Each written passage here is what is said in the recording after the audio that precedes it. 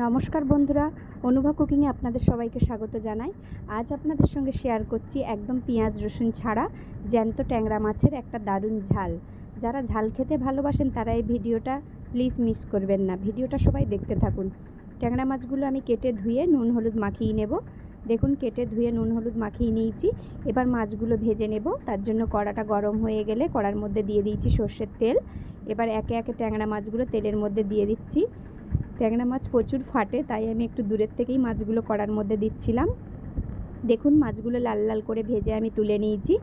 এবার আলুগুলো তেলের মধ্যে লাল লাল করে ভালো করে ভেজে নেব।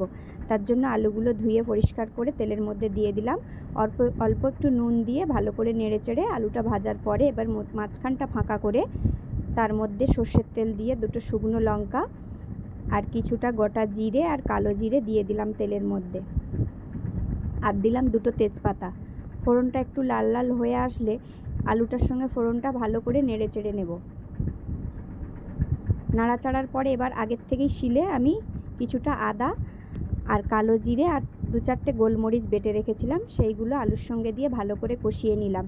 কষানোর পরে এতে একটা মশলার জল দিলাম, সেটাই ছিল ধনে গুঁড়ো, জিরে গুঁড়ো, হলুদ গুঁড়ো, লঙ্কার গুঁড়ো আর পরিমাণ মতো নুন।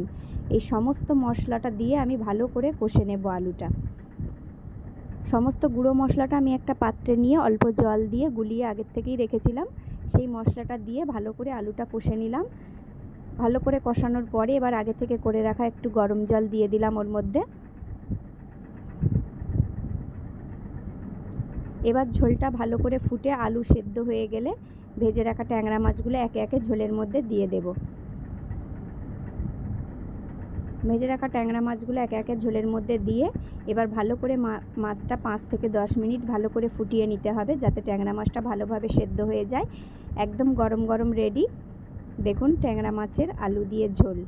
একদম পেঁয়াজ রসুন ছাড়া এটা আমি বানিয়ে নিয়েছি, কিন্তু পেঁয়াজ রসুনের স্বাদ যেরকম লাগে এর স্বাদ কিছুই কম লাগবে না। আপনারা বাড়িতে বানিয়ে এইভাবে দেখুন।